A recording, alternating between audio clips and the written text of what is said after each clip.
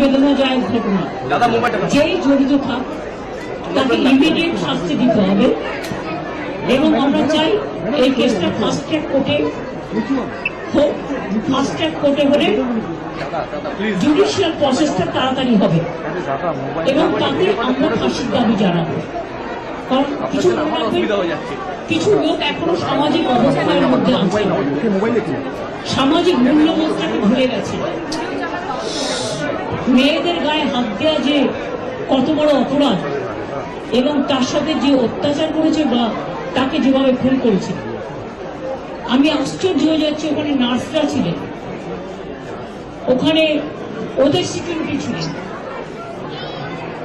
সবাই ছিলেন, কিন্তু কি করে ঘটনা ঘটলো এটা এখনো আমি ঠিক বুঝতে পারছি না। পুলিশকে আমি বলেছি, বাবা মাও যেটা আমাকে বলেছেন যে ওদের ভেতরেই কেউ আছে। যদি ভেতরে কেউ থাকে, কারো প্রতি সন্দেহ হয়, যারা ছিল, যারা ওর বন্ধু বান্ধব, তাদেরকে সবাইকে ডেকে কথা বলবে এবং যিনি ফোন করেছিলেন প্রথম বাড়িতে তাকেও ডেকে কথা বলবে। আজকে প্রিন্সিপাল নিজে রেজিগনেশন করে দিয়েছিলেন, বলছিলেন যে আমার বাড়িতেও তো বাচ্চারা আছে, যেভাবে আমাকে গালিগালাজ করা হচ্ছে, তা আমরা তাকে বুঝিয়ে বলেছি ঠিক আছে আপনাকে ওখানে কাজ করতে হবে, আমরা ওনাকে সরিয়েছি অন্য জায়গায়। আমরা ওখানে এমএসভিপিকেও সরিয়ে দিয়েছি, আমরা হাসপাতাল থেকে হেড অফ দ্য ডিপার্টমেন্ট যে চেস ডিপার্টমেন্ট তাকেও সরিয়ে দিয়েছি এবং পুলিশ পোস্টে যে এসিপি ছিলেন তাকেও সরিয়ে দিয়েছি।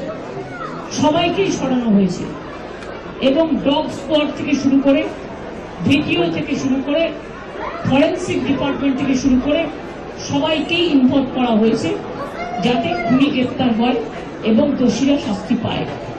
এবং আমি চাই পুলিশ যত তাড়াতাড়ি সম্ভব দোষীদের গ্রেপ্তার করবে। আর রবিবার পর্যন্ত যদি তারা কোন কিনারা করতে না পারে, কারণ ভেতরেও তো অনেকে আছে, তাহলে এই কেসটা আমরা আমাদের হাতে রাখবো না, আমরা সিবিআইকে দিয়ে দেবো। তার কারণ হচ্ছে আমার এতে কোনো পাওয়ার লেনা দেনা কিছু নেই, আমি প্রথম দিন থেকেই বলছি। কিন্তু ওদের সাকসেস রেট খুব কম। তাপসী মালিককে যখন খুন করে হত্যা করা হয়, ধর্ষণ করে, আজ পর্যন্ত বিচার হয় না। 21 শিবপুরে এটা হয়েছিল। নন্দীগ্রামে যখন 14 জন গুলিতে মারা যায় বা 10 জন হারিয়ে যায়, আজও তারা ফিরে আসেনি। এই কেসগুলো সিবিআই হাতে ছিল, রিজার্ভের কেসও ছিল, একটা কেসেরও বিচার হয়নি। এমনকি রবীন্দ্রনাথ ঠাকুরের নোবেল প্রাইজ চুরি হয়েছিল, সেই কেসটাও ছিল, মানুষ কোনো বিচার পায়নি।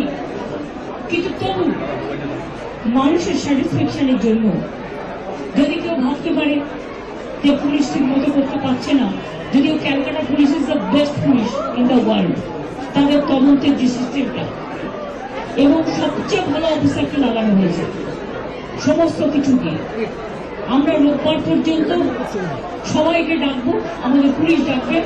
এটা বিলিকে বলবো, আমি বিলিকে বলতে কথা বলেছি।